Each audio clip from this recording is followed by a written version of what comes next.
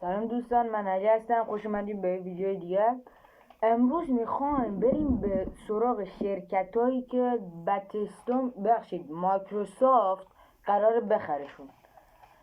خب اول از همه بهتون بگم لایک و سابسکرایب یادتون نره. با این کار بتونید یه حمایت خیلی خوبی از من بکنید. من دارم همه تلاشم میکنم که ویدیوهای مختلفی براتون بذارم. و تازه بهتون بگم که توی ویدیو قبلیم گفته بودم که از واچ داگز لژیون گیم پلی میذارم.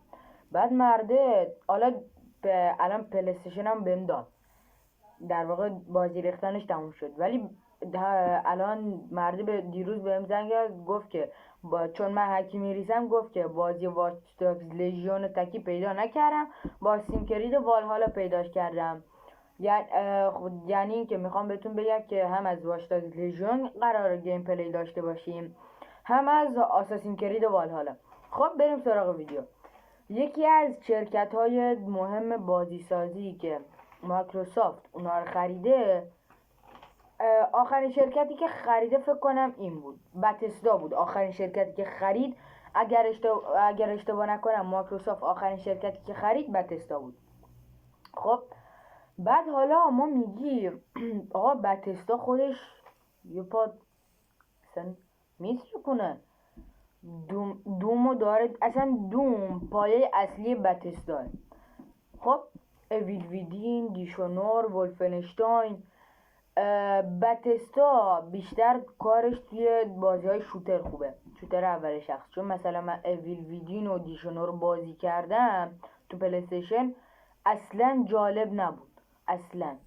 ولی دوم اترنال و ولفنشتاین رو که بازی کردم واقعا حال کردم. در واقع میخوام بگم که اصلا بتسدا کارش توی کارش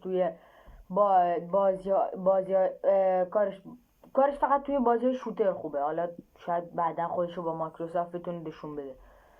بعد حالا ما میگیم آقا میگیم ما خودش بتسدا چیزی کمی نیست، همین دوم اترنال. اصلا حالا ما میگیم مثلا کی رفت مایکروسافت این بتسدا رو خرید.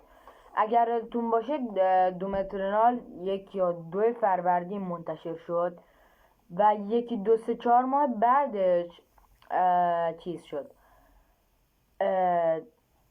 مایکروسافت بتسدا رو خرید. خب آقا مایکروسافت بتسدا هم باقوشو باز قبولش کرد. تازه اصلا بتسدا یه جوری بود، یه خبرهای آدم میشینید از بتسدا، از حرفای بتسدا، کسی حس میکردین چند وقت منتظر بوده مایکروسافت بیاد بخرتش. خب حالا ما میگیم آقا این مایکروسافت میگیم آقا این بتسدا اصلا بعد ببخشید حالا یه خبر، بعد یه چیزی بتسدا گفت که ما الان مایکروسافت شرکت ما رو خریده، بعد ما میتونیم همکاری خوبی با مایکروسافت داشته باشیم و نمیدونم ما سونی رو شکست میده، ما از این جور حرفا.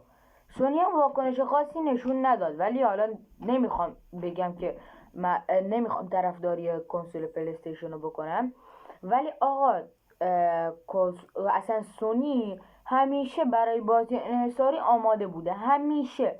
یعنی هیچ وقت نبوده که سونی نتونه بازی انحصاری خوب دست طرفدارش بده.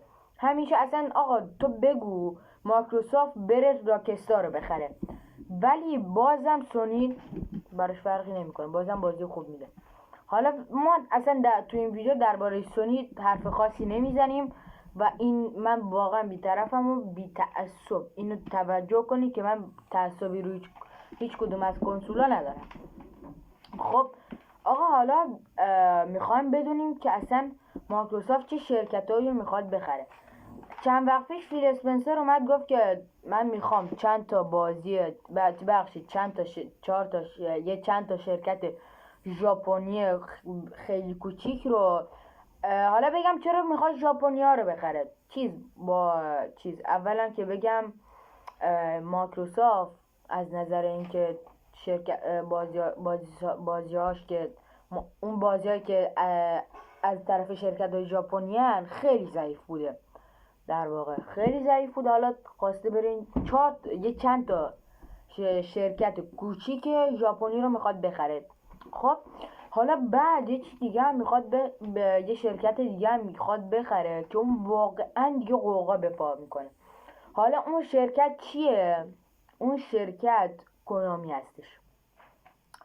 مایکروسافت به فکر خرید کنامیه، ولی حالا میگه آقا اگه میخواست بخره خب همین دیروز میخرید.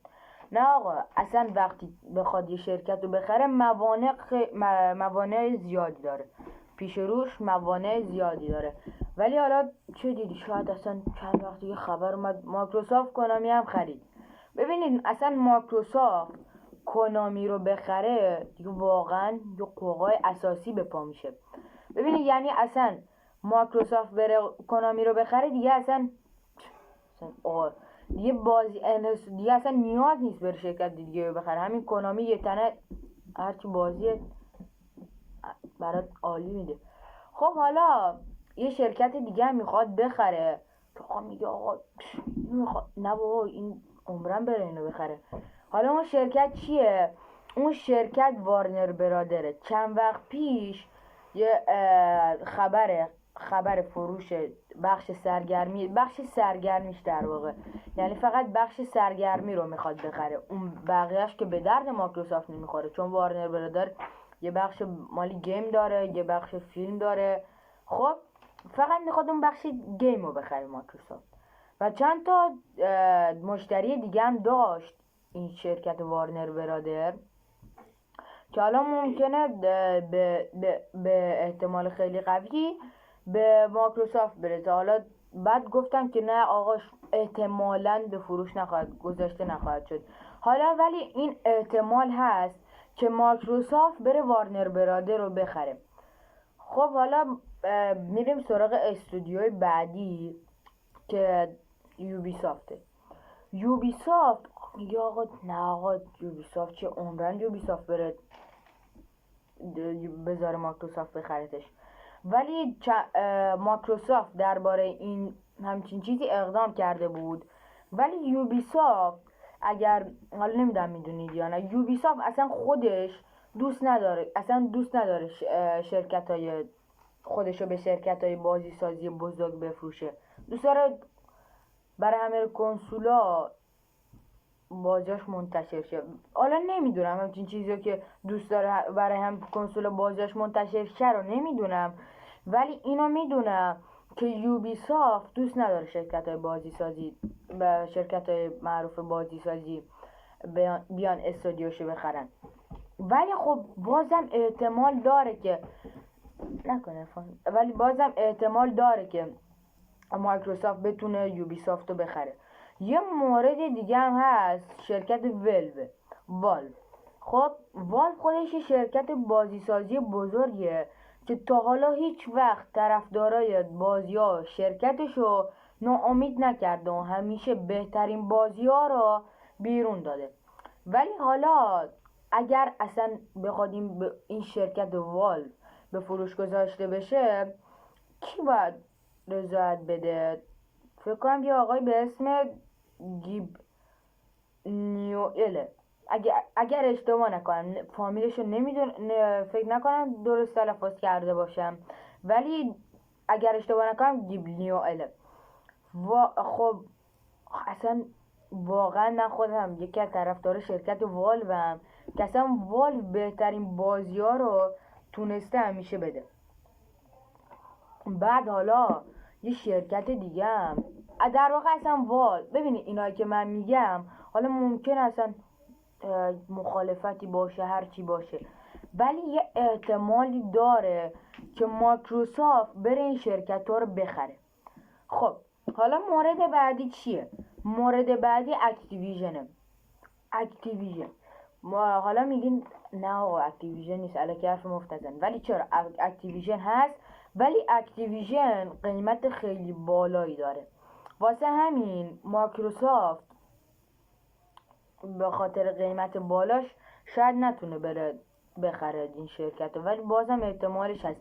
در واقع حتی اگه پولش هم داشته باشه، موانع خیلی زیادی رو مایکروسافت باید طی کنه تا بتونه بخره این شرکت رو. خب امیدوارم از ویدیو لذت کافی رو برده باشی. لایک و سابسکرایب یادتون نره. خداحافظ.